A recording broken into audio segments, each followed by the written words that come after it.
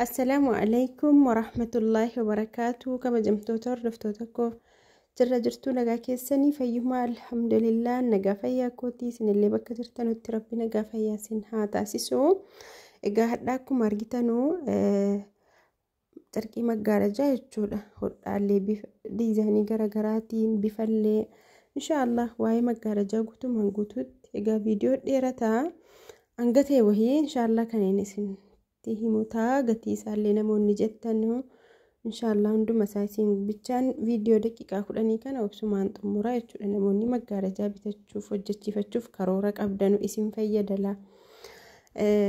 Namoota baay'eetu waa'ee maggaarajaa kana irratti kisaaree jira. Biyya Arabaatii Dubaay fuutanii galtanii isin jalaa gabaabbatee maal jedhee jechuudha. Biyya keessa illee biyya alaallee teessanii biyya keessa ajajattanii callumattanii maggaarajaa jettu namni bakka dhimmattiin qabu hojii isaa bicha hojjetee birrii isaa qofa fudhachuu laala. Isin maggaarajaa innaanuma callumedhe kan fireenchi dooriiti moo kan maskootiiti jedhaa. Yoo fireenchi doorii dheettanii callumedhe yookiin bal'ina isaa meetira 3 dhaabii isaa immoo noormaalii meetira 2.8 isinii hodhaa. Falaas booddee eenyutu rakkata isintu rakkata jechuudha. Dhaqee isin jalaa gabaabbatee yookiin bal'inni isaa walanqatee. Kanaafi maggaarajaan yeroo hojjechiifamuu jedhamu dirqama safaramuu qaba.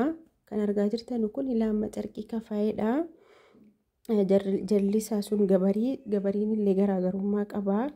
Kana yeroo darbe kan obboleetti keenya tokko wayii hojjedhee gadhiise sun ilaa gabariin isa hamma jala adii argaa jirtan kanaa miti. Inni kun isa lammaffaadha.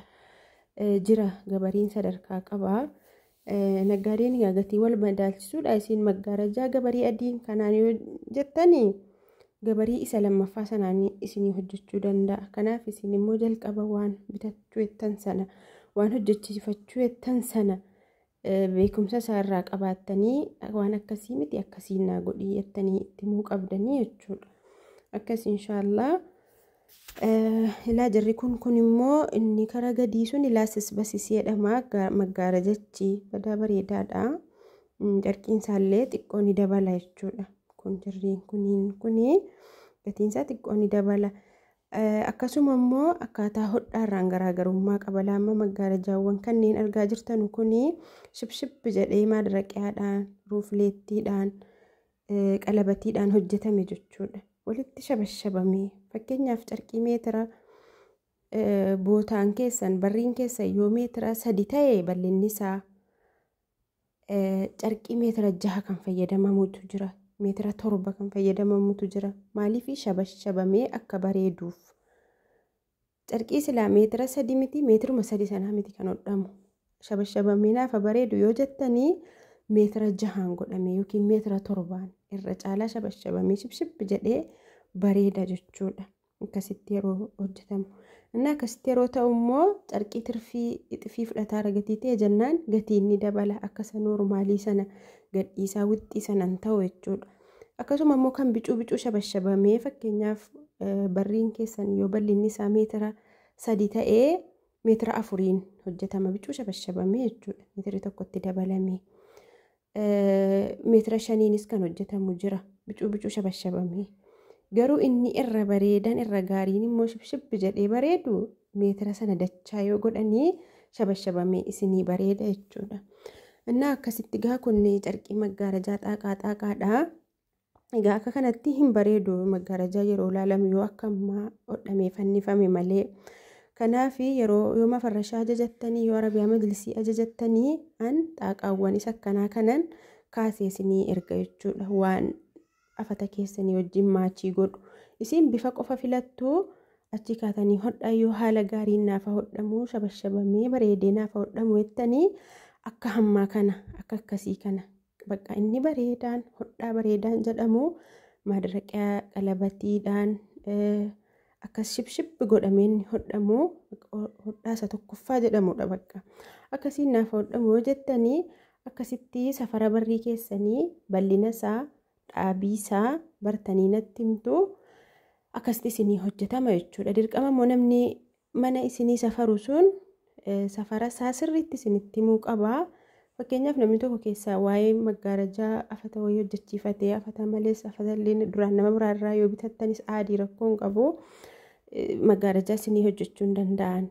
Na dhaabiin barri kooti hammana bakka irraa ka'ee safaramuu qabu immoo barrii keessa yookiin maskootii keessan suuraa sanatti ergitanii xiyyatti godheelaa bakka kanaa hanga bakka kanaa safaraa hidheen isinitti ergaa isin nama isinii safaru sanatti ergitanii jechuudha. Maaliifii waa yeroo baay'ee wanta naqunnametu jira. Maggaarajaa safaraa ergaa jedhamanii jarri mana keessan keessa jiranis haa ta'u maatiin keessanis haa ta'u callumeedhanii fakkeenyaaf yoo dhaabiin barrii keessanii meetira 3 ta'e meetira 3 saantii hamma ta'e wahii qabaate saantitti sana irraa gatanii sun rakkoon qabu jedhanii saduma himan. Yoo 2 saantii wahii ta'e saantii irra jirtu gatanii meetiruma 2 qofa himan. Sun booddee rakkoo fida jechuudha. Dhaqee fannifamaa. Carqiin sun itti qaxxaluutti carqiin sun dhumuu danda'a. Ammas immoo qaxxalaani dirqama yoo fakkeenyaaf dhaabiin maggaarajaa jechuudha meetirri isaa carqiin maggaarajaa meetira 2.80 yoo barriin keessa meetira 3 ta'e saantiin 20 irraan gadeetti dirqama qaxxalamuu qabdi. Yoo meetira 4 ta'e sanamma fakkeenyaaf barrii meetira 4 saantii 70 maggaarajaa hojjedheen beeka. Kun jechuun baay'ee dheeraadha. Danuu qaxxalame jechuudha. Aadii rakkoon qabu sun haalan beekamneen qaxxalama. Innaa noormaaliin garuu dhaabiin maggaarajaa 2.80 sun maskootiidhaan ta'a rakkoon qabu. Maaliifii maskootiin akka kan fireenchi doorii dirqama gaaraa ka'e hanga lafaa ta'uu qaba hin jedhamu gatii ta'e jennaan.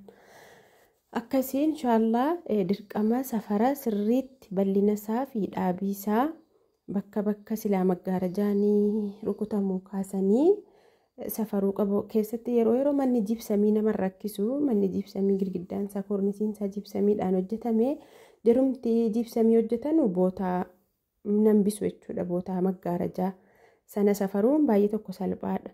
Inni nuu bakka qabaa bakka sanaan irraan gadeessaaf dalgasaa safaranii isinitti immoo haala kanaan safaraan yoollee achi biyya jirtanuu bitattanii kan dhuftanu ta'ee safara isaatiin bitadhaa kottaa. Namoota baay'ee kassaranii maggaarajaa biyya Dubaayii fuudhanii galanii jechuudha. Achi rakasa jedhanii kassaranii jechuudha. Itti qaxxaluutti carqiin bifa sanaan jiru. Baatanii dhufanii achirrillee birrii bitanii dhufanii kan kukkutee waa meeqatti baasii jira carqii sana. Kanaaf dirqama safaramuu qabaa. Hatta kan biyya keessaa namni biyya keessaa fakkeenyaaf naggadee yoo kaatanii maggaarajaan hodhettanii safarree akkamillee isiniin hin jedhu.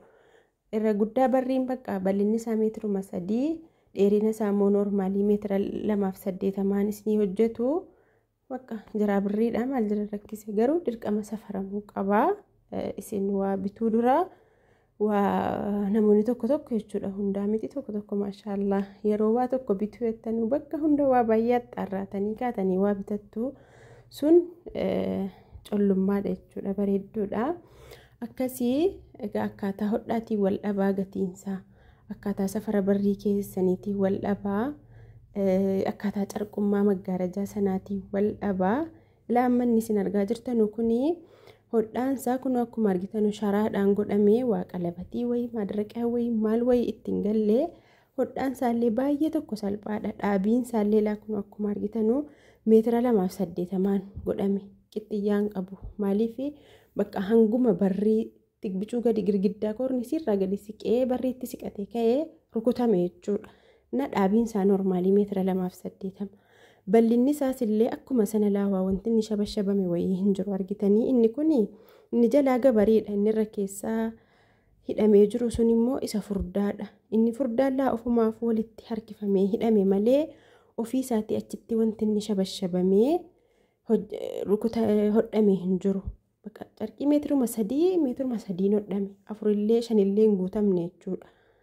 Akkasii kanaaf akkaataa haala kana diizaayinii kanaan ta'e gatiin isaanii qannasa jechuudha. Maaliif carqii dabalataa fudhataa hin jiru. Akkasii amma jarreen kun immoo baay'ee tokko shabashabameela achumattuu walittuu harkifamee hidhameen gaarumaa kaasee shabashabamaadha. Jala immoo laalaa bakki inni walitti qabamee hidhame hangam akka inni shabashabame silumaa isaatti achitti shabashabamee hodhame jechuudha. Kanaaf akkaataa hodhaatii wal dhabaa yoo isinii haaluma gaarii bareedaa ta'een nafa hodhamu jettanii egaa sana booda akkaataa barrii fi safara barrii keessaniitiin gatii isaa baasee isinitti himaa. malee gatiin maggaarajaa meeqa gatiin akkasii meeqa jennaanuma qofa gatiin maggaarajaa akkasumatti namatti hin himamu jechuudha. Maggaarajaan Arabiyaa Majlisiin dirqama safaramuu qaba. Arabiyaa Majlisiin manni keessan kaarii meeqa akka ta'e safaramuu qaba. Firaashiif tiraasiin okkee rakkoon qabu kun tilmaamaa nuuni beekama. Manni koo firaashii 4-5 nyaata namni tilmaamaa nuuni beeka safaran barbaachisu sun. Arabiyaa Majlisiif maggaarajaan immoo dirqama safaramuu qaba. Akka booda agaagulii sin jalaa hin taane jechuudha. Innaa akkasii inshaallah namoonni Arabiyaa Majlisii maachii maggaarajaatiin afata firaash carqii tiraas carqii maachii maggaarajaatiin barbaadanii na dubbisuu dandeessu. Viidiyoon keenya hadhaa kana fakkaata. Nagaa rabbii keessanaaf tura. Assalaamu alaikum.